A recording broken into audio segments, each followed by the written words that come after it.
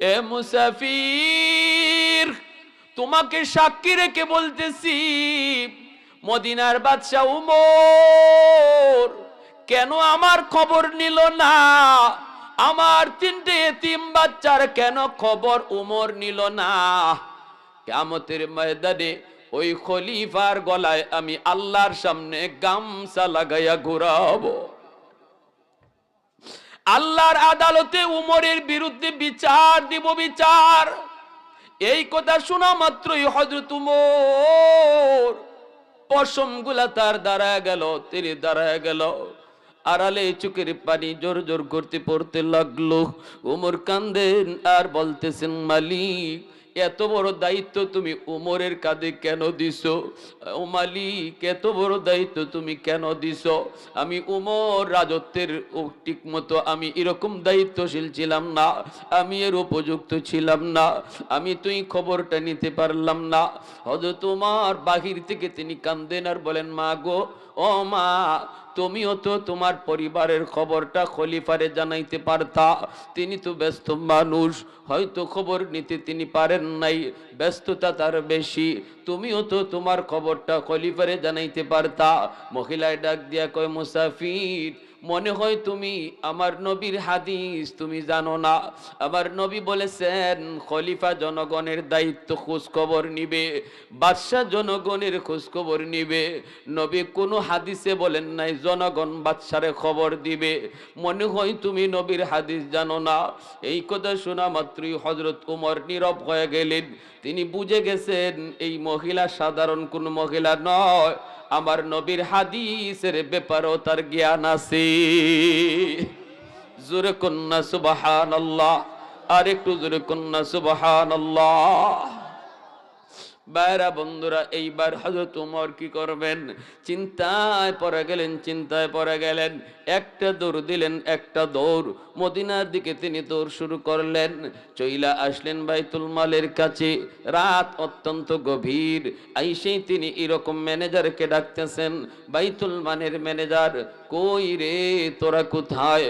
তাড়াতাড়ি করে বাইতুল মালের তালা চাবি দিয়া তালা খোলো। দ্রুত বেগে সবার ঘুম ভাঙলো, দৌড়ে সবাই উঠে গেল। খলিফা এত রাত্রে ডাকাটাকি শুরু করছেন, বাইতুল মালের এইরকম ঘরের তালাটা তোমরা তাড়াতাড়ি খোলো। খোলার পরেই হযরত ওমর চোখের পানি মুছেন আর দৌড়তেছেন। যাইয়েই তিনি একটা আটার বস্তা টানাটানি শুরু করে দিলেন। ওনার খাদেম আসলাম ডাক দিয়া কয়, আমিরুল মুমিনিন, আপনি বস্তাটাই নেন না, আমারে বলেন কোথায় নেওয়া লাগবে। হযরত উমর কান্দেন আর বলেন, আসলাম রে, তোর কাঁধে যদি বস্তা তুইলা দেই, উমরের গলা থেকে গামছা সরবে না। যদি উমরের গলা থেকে গামছা সরাইতে চাও, তাড়াতাড়ি করে উমরের কাঁধে বস্তা উঠায়া দাও, আমাকে বস্তা নেওয়ার সুযোগ তৈরি করে দাও। তোমার কাঁধে বস্তা উঠাইয়া উমর আল্লাহর আদালতে বাঁচতে পারবে না। আসলাম, এমন কথা তুই বলিস না, তাড়াতাড়ি করে আমার কাঁধে বস্তাটা উঠাইয়া দে। এই বইলা হযরত উমর কাঁধের মধ্যে আটার বস্তা লইলেন। লইয়া তিনি দৌড় দিলেন।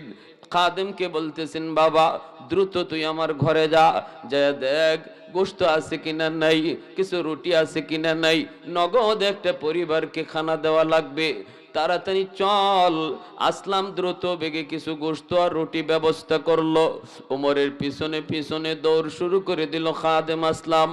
যাইতেছেন হযরত উমর, মাথার মধ্যে কাঁধের মধ্যে আটার বস্তা, চোখের পানি মুছেন আর আল্লাহকে ডাক দিয়ে বলেন, মালিক, জানি না কত মামলা উমরের জন্য তোমার আদালতে রেডি হয়ে আছে গো আল্লাহ। এই দায়িত্ব কাঁধে নেওয়ার কারণে কত মামলা বুঝি আমার কাঁধে। এ যুবক, যার কাঁধে যত দায়িত্ব তার হিসাব তত বেশি হবে। মেম্বারের চেয়ে চেয়ারম্যানের হিসাব বেশি হবে, চেয়ারম্যানের চেয়ে এমপির হিসাব বেশি হবে, এমপির চেয়ে মন্ত্রীর হিসাব বেশি হবে, মন্ত্রীর চেয়ে প্রধানমন্ত্রীর হিসাব বেশি হবে। যার কাঁধে যত দায়িত্ব হিসাব তার বেশি। নবী কয়, আলা কুল্লুকুম রাইন ওয়া কুল্লুকুম মাসউলুন আন রাইয়াতিহি। জনগণের সম্পদ, জনগণের আমানত ঠিকমতো যদি আল্লাহ পাক রব্বুল আলামিনের পক্ষ থেকে যা দেওয়া, জনগণের আমানত যদি মেম্বার ঠিকমতো না পৌঁছায়, জনগণের আমানত যদি চেয়ারম্যান ঠিকমতো না পৌঁছায়, জনগণের আমানত যদি এমপি ঠিকমতো না পৌঁছায়, কিয়ামতের ময়দানে আল্লাহর আদালতে গামছা পেছাইয়া আসামির কাঠগড়ায় দাঁড় করায় রাখবে। খাদেম হুজুরের পিছনে পিছনে চললো, খলিফাতুল মুসলিমিন উমর তিনি আগে আগে কাঁধে আটার বস্তা নিয়া তিনি ওই ঘরের সামনে হাজির। এরপরে মহিলাকে ডাক দিয়ে বলতেছেন, মা গো একটু দরজা খোলো, ও মা একটু দরজা খোলো, তুমি একটু আড়ালে যাও, একটু পর্দার ভিতরে যাও, আমি মুসাফির এসেছি। এই বইলা হযরত ওমর ঘরের ভিতরে ঢুকলেন। ঢুকে তিনি চুলার মধ্যে আগুন জ্বালাইতে লাগলেন। ভাইরা বন্ধুরা, চুলায় আগুন জ্বালানো কত কষ্ট একজন মহিলা জানে, পুরুষে কেমনে জানবে? যদি এরকম নরম চুলা হয়, কাঁচা চুলা হয়, তাহলে আগুন জ্বালানো আরো কষ্ট, ঠিক না? একটু পর পর শুধু দুমা বের হবে, দুমা। হযরত ওমর অর্ধ পৃথিবীর শাসক, চোখ দিয়ে ধুমা ঢুকে, চোখ দিয়ে দর দর করে পানি পড়ে। এরপর কেউ উমর ধৈর্য ধর, যত কষ্টই হোক তুমি রুটি বানাইতেই হবে, কারণ আল্লাহর আদালতে যদি গামছা গলায় লাগানো থেকে বাঁচতে চাও, তাহলে এই কষ্ট না, এর চেয়ে আরো বেশি কষ্ট স্বীকার করতে হবে। রুটি বানাইলেন। এরপরে এই গোশতগুলি দিয়া তিনি বলতেছেন, মা গো, ও মা, এখানে কিছু রুটি আর কিছু গোশত আছে, আর আটার বস্তাটা পাশে রেখে দিলাম, বাচ্চাগুলিরে তুমি খানা খাওয়াও। এই বইলা তিনি আবার ঘরের বাহিরে চলে গেলেন। মহিলা এইবার বাচ্চাগুলিরে নিয়ে খানা খাইতে বসলো। বাচ্চাগুলি আনন্দে হাসতেছে আর বলতেছে, মা গো, ও মা, মুসাফির তো মনে হয় কোনো মানুষ না, মনে হয় মুসাফির আল্লাহর পাঠানো ফেরেশতা। দরজার বাহিরে আইসে উমর মদিনায় যেতে চান। খাদেম আসলাম কয়, হুজুর তাহাজ্জুদের টাইম হয়ে গেল, কিছুক্ষণ পরেই ফজরের আজান, মদিনার মসজিদে আপনাকে ফজরের নামাজ পড়াইতে হবে। অর্ধ পৃথিবীর বাদশাহ, তিনি নামাজ পড়ান, ইমামতি করেন, ফজরের ইমামতি করেন বাদশাহ। বলতেছেন, হুজুর তাড়াতাড়ি চলেন, আজান হয়ে যাবে, যাইতে যাইতে ফজরের নামাজের টাইম হয়ে যাবে, দেরি করা যাবে না। হযরত ওমর চোখের পানি মুছে আর কয়, বাবা শুন, এই জায়গাটাতে দাঁড়ায় দাঁড়াইয়া আমি শহীদের 3টা বাচ্চার কান্না শুনেছিলাম। এখন আমার মন বলে এই জায়গায় দাঁড়ায় আমি এই 3টা বাচ্চার হাসির আওয়াজ একটু শুনবো, তারা রুটিটা খাইয়া একটু হাসবে, আর আমি হাসিটা একটু শুনবো, একটু দাঁড়া, একটু অপেক্ষা কর। বাচ্চাগুলি রুটি খাইলো, গোশত খাইলো, খাই একটু আনন্দ করলো। মার কাছে মুসাফিরের কত সুনাম করতেছে, মুসাফিরও কই, মায়ও কইতেছে, হ বাবা, মনে হয় আল্লাহ পাঠাইছে কোনো ফেরেশতা। এরকম আনন্দের কথা শুই না ওমর সেজদায় পড়ে আল্লাহর দরবারে কান্দে আর কই, মালিক তোমার দরবারে শুকরিয়া জানাই, শুকরিয়া জানাই। এই কইয়া হযরত ওমর চললেন মদিনার দিকে। মদিনার দিকে চলে আসলেন। ফজরের আজান হলো রাস্তায়। মদিনার মসজিদে পৌঁছতে পৌঁছতে এরকম ভাবে বাইরা ফজরের নামাজের টাইম হয়ে গেল। হযরত ওমর নামাজ পড়ালেন, ইমামতি করলেন, সাথে সাথে নামাজ পড়ে তিনি মিম্বরে বসে গেলেন। মিম্বরে বইসা ডাক দিয়া বলতেছেন, ও মুসল্লি ভাইরা, তোমরা যেখানে যে বসা আছো বসা থাকো, কেউ জায়গা থেকে উঠবা না, কারণ এই মুহূর্তে তোমাদের সামনে একটা বিচার হবে, কঠিন থেকে কঠিন একজন অপরাধীর বিচার হবে। এই বিচার তোমরা নিজের চোখে দেখবা। তোমরা এই জায়গায় যার যার জায়গায় বসা থাকো। সাথে সাথে মুসল্লিগণ যার যার জায়গায় বসা রইলেন। প্রত্যেকে মনে মনে ভাবতেছেন, না জানি আজকে কি দৃশ্য উমর দেখছে, কোন অপরাধী জানি উমরের চোখে ধরা পড়ছে। ইনি তো রাতের বেলা ছদ্মবেশে ঘুরেন ঘুরেন, না জানি ছদ্মবেশে আজকে কোথায় কি দেখলেন গো, বিচার জানি কেমন হয়। উমর যেখানে কইতেছে জঘন্যতম একজন অপরাধীর বিচার হবে, না জানি ওই জঘন্য অপরাধী কে। সবাই যার যার জায়গায় বসা। উমর মিম্বরে বইসা পুলিশকে অর্ডার করলেন, দ্রুত যাও, মদিনার পাশেই যে অমুক একটা গ্রাম, এই গ্রামে তোমরা যায় ঢুকো, রাস্তার কিনারায় দেখবা একটা কুঁড়ে ঘর, এই ঘরের মধ্যে আছে একটা মহিলা আর আছে 3টা বাচ্চা, শহীদের 3টা বাচ্চা। তোমরা দ্রুত করে যাও, যায় বলবা খলিফা আপনাকে আদেশ দিয়েছেন তাড়াতাড়ি করে মদিনার মসজিদে নববীতে হাজির হওয়ার জন্য। দ্রুত করে তোমরা এই মহিলাকে হাজির করো, দ্রুত করে মহিলার বাচ্চাগুলি সহ হাজির করো। কোতোয়ালি থানার পুলিশ এই আদেশ পেয়ে তারা দৌড় শুরু করলো। মদিনার মসজিদের এইরকম মুসল্লিগণ সবাই মনে মনে ভাবতেছেন, না জানি এই মহিলা কত বড় অন্যায় করছে গো, কত বড় অপরাধ করছে, না জানি এই মহিলার কেমন বিচার হবে। প্রত্যেকের মনের ভিতরে ভয়, না জানি এই মহিলা কি অন্যায় করছে, মহিলা কত বড় অপরাধী, জানি কি বিচার জানি ওমরের আদালতে হয়। কেউ যায় না, সবাই যার যার জায়গায় বসা বিচার দেখার জন্য। জিকির করি লা ইলাহা ইল্লাল্লাহ জুড়ে।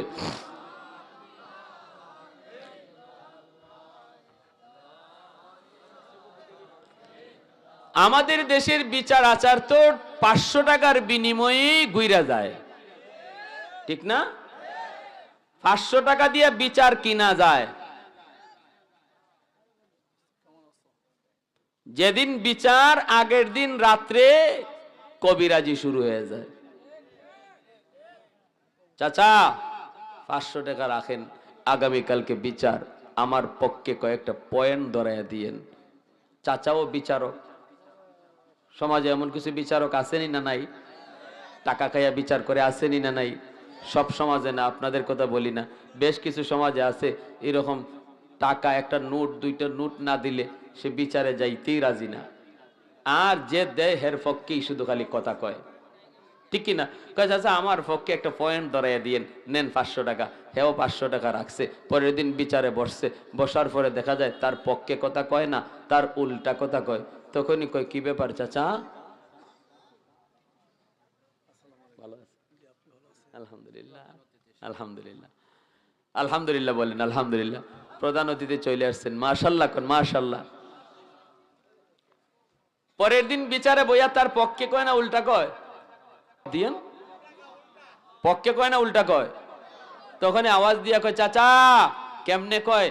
আমি যে আপনার রাতে 500 দিয়ে আইলাম, আপনি আমার পক্ষে না কয়ে উল্টা কোনকে, এই কথা কেমনে কয় মানুষের সামনে? তখন একটা বুদ্ধি করে কয় কি, কয় ফাঁসে চাচা, ফাঁসে ফাঁসে, মানে ওই 500 ইয়াদ করায়।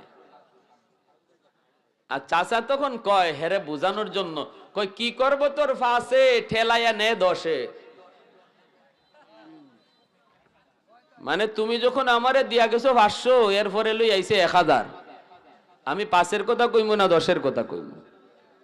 হ্যাঁ, আহা।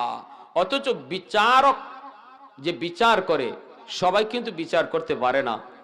আল্লাহ বিচারককে আলাদা একটা জ্ঞান দিছে, ঠিক কিনা? এটা আল্লাহর দেওয়া একটা নিয়ামত।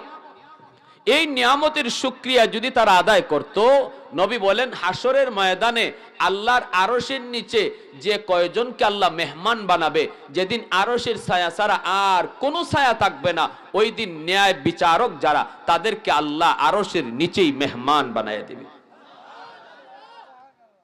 আল্লাহর মেহমান হইতো।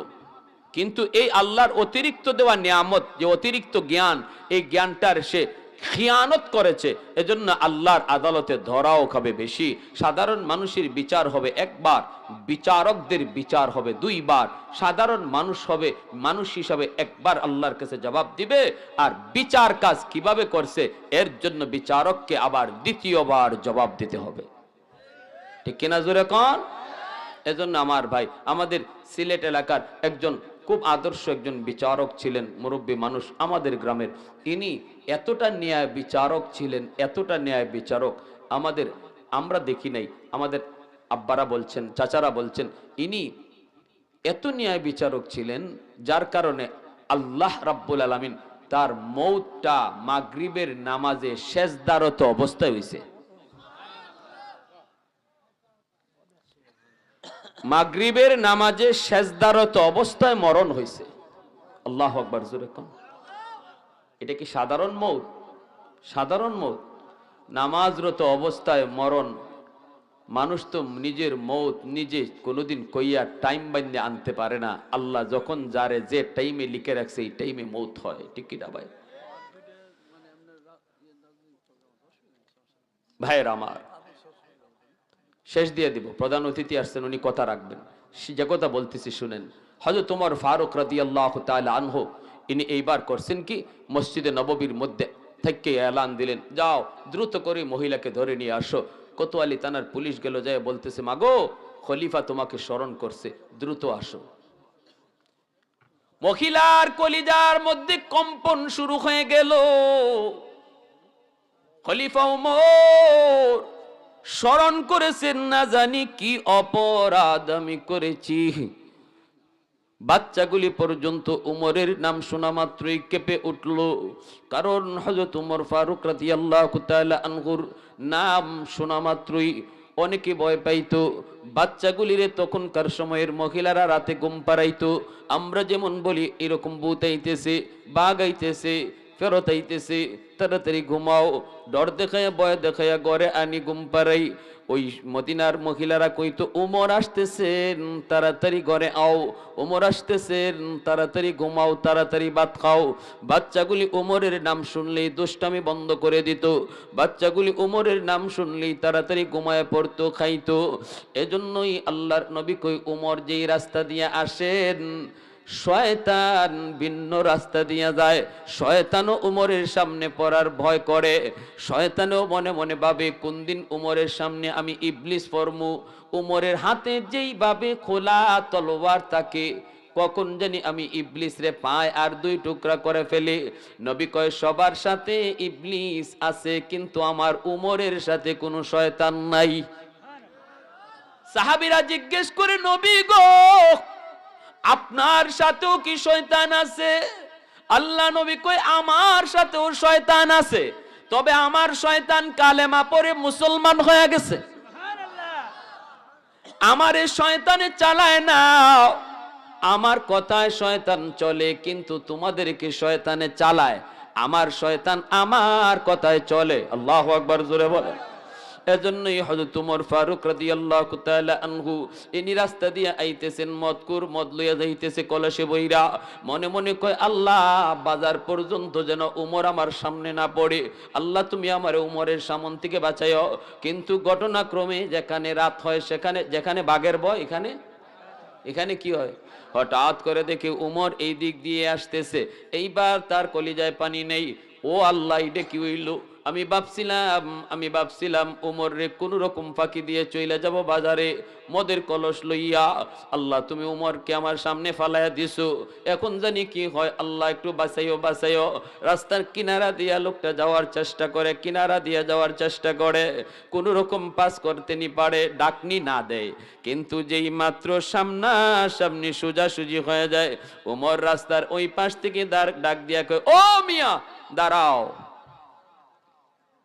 কি বুঝেন? কলিজায় পানি আসেনি? হ্যাঁ, কয় আল্লাহ এটা কি হলো, ভাবছিলাম যাই মুগা। কাছে আইসে না, বলতেছেন কলসে কি, এখন পানি যদ্দুর আসছিল কলিজাত এদ্দুরও কি কইব। যদি কয় কলসে মদ, তাহলে উমরের হাতের তলোয়ার দিয়ে এখানেই তার কল্লা আলোক হয়ে যাবে। বাঁচার জন্য কয় কলসে দুধ, মদরে কি কয়? মনে মনে ভাবছি দুধ কইলে মনে হয় উমর বলবে ঠিক আছে চইলা যাও, ডাক না আর সরাইতে বলবে না। কিন্তু তা হয় নাই গো। উমর কয় দুধ না, অন্য কিছু দেখতে হবে, ডাক না সরাও। হাত দেয় কলসের ডাকনার দিকে, কিন্তু হাত কাঁপতেছে, কলিজা কাঁপতেছে, বডি কাঁপতেছে। আর দিলে দিলে আল্লাহর কাছে তওবা করে, মালিক জীবনের জন্য আমি মদের ব্যবসা ছেড়ে দিব, জীবনের জন্য আর মদ খাবো না, মদের ব্যবসাও করব না, মালিক উমরের কাছ থেকে এই মুহূর্তের জন্য আমারে বাঁচাও। আল্লাহ আমি আর জীবনে মদের ব্যবসা করব না, হারাম কাজেও যাব না।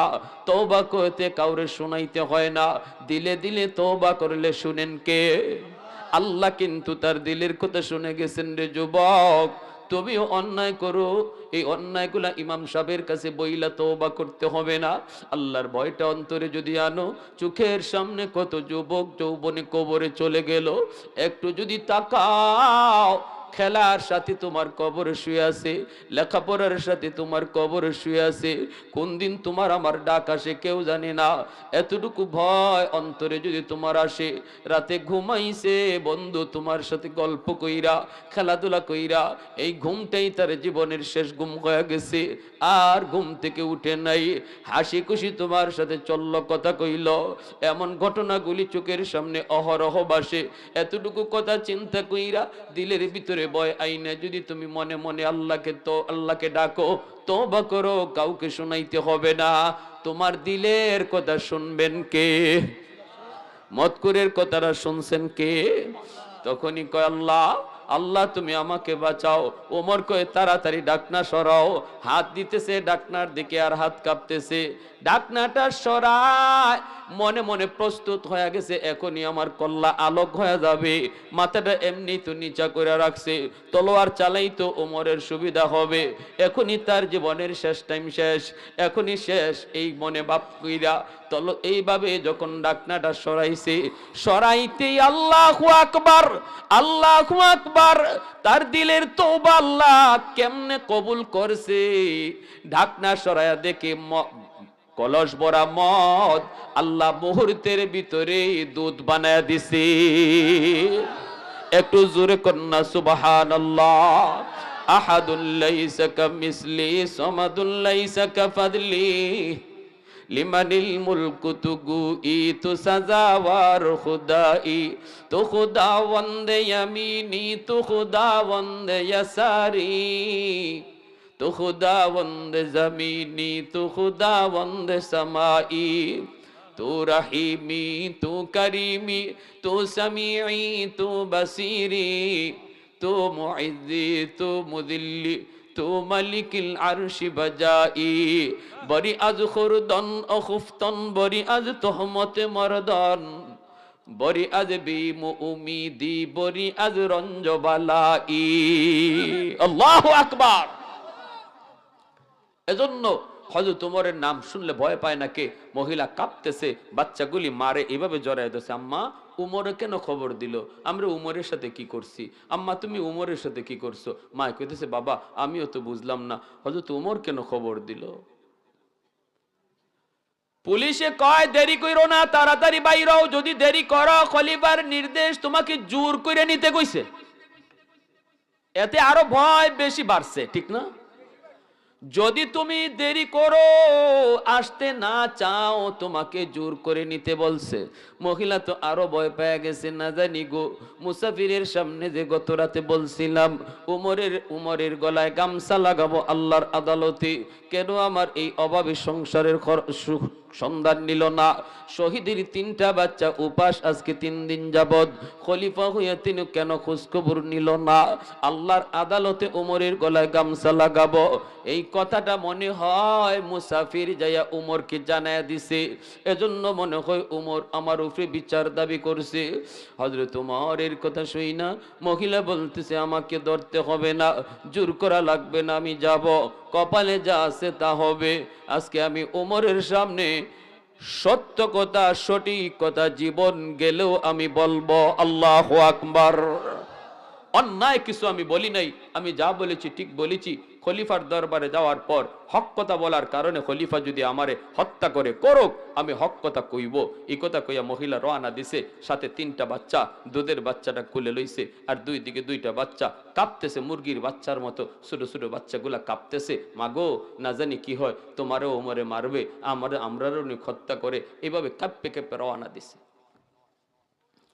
মসজিদে নববীর মিম্বরে উমর নববীর সমস্ত মুসল্লিগণ যার যার কাতারে যার যার জায়গায় বসা। এই অবস্থায় যেই মাত্র মহিলা মসজিদে নববীর দরজা দিয়ে ঢুকতেছে, ওমর দূর থেকে দেখা মাত্রই তিনি বলতেছেন, তোমরা মাঝখান থেকে রাস্তা তৈরি করে দাও, তোমরা মাঝখান থেকে রাস্তা তৈরি করে দাও।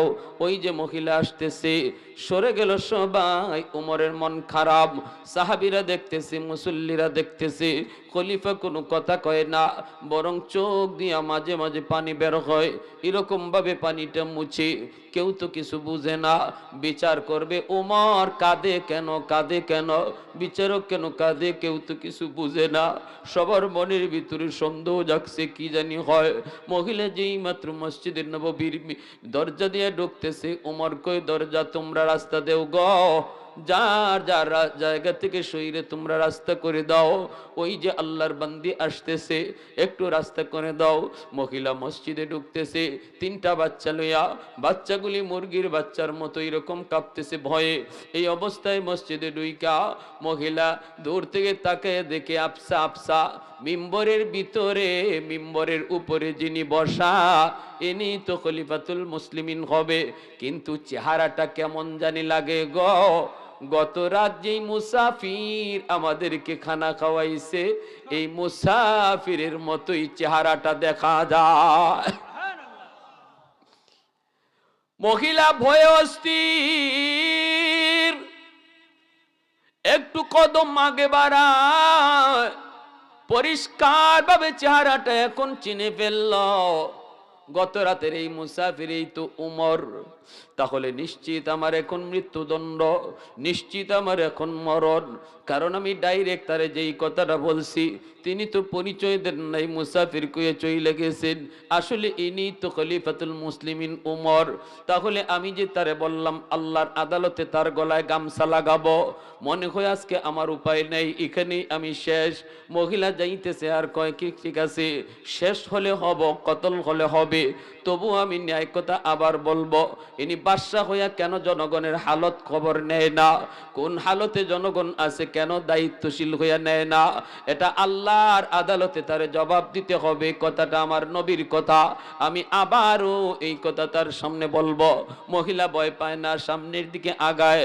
যেই মাত্র কাছে যায়, যায়া দেখে উমরের চোখ থেকে দর দর করে পানি পড়তেছে। উমরের গামছা, উমরের এরকম দাড়িটা পর্যন্ত চোখের পানিতে ভিজে যাইতেছে। সাথে সাথে ওমর কাছে যাওয়া মাত্রই মহিলাকে পাশে দাঁড় করায়া গামছাটা লইয়া হযরত ওমর নিজের গলার ভিতরে গামছাটারে তিনি বাঁধলেন। নিজের গলায় গামছা বাঁধা মিম্বর থেকে নাইমা বলতেছেন, ও আল্লাহর বান্দি, এই গামছাটার একটা মাথা তোমার হাতে ধরো, দইরা আমি উমরকে মদিনার অলিতে গলিতে তুমি ঘুরাও, যা মন চায় তুমি করো, তবু আমার আল্লাহর আদালতে আমারে বেইজ্জত কইরো না।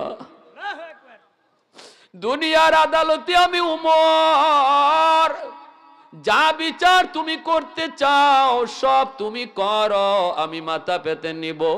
দুনিয়াতে তুমি আমার গলায় গামছা লাগাও, আল্লাহর আদালতে বেইজ্জত কইরো না, আল্লাহর আদালতে বেইজ্জত কইরো না, কারণ আমি আমার মায়ার নবীর একজন খাদিম। এই কথা বলতেই মহিলা অবাক হয়ে গেছে। হায় হায়, আমি ভাবছিলাম কি, আমি ভাবছিলাম কি। সাহাবীরা অবাক, সাহাবীরা অবাক। এইবার হযরত ওমর বলতেছেন, আমি মনে করছিলাম। মহিলায় কয়, আমি ভাবছিলাম আপনি আমারে উল্টা বিচার করবেন, কিন্তু এখন দেখা যায় আপনি নিজে আসামি হয়ে গেছেন।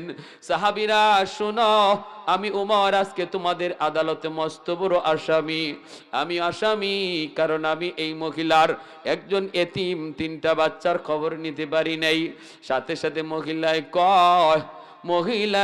কয়, ও গো আল্লাহর নবীর খলিফা, ও গো আল্লাহর নবীর সাহাবী, আপনি আমাকে মাফ করেন, আমি আপনারে রাতের বেলা চিনতে পারি নাই।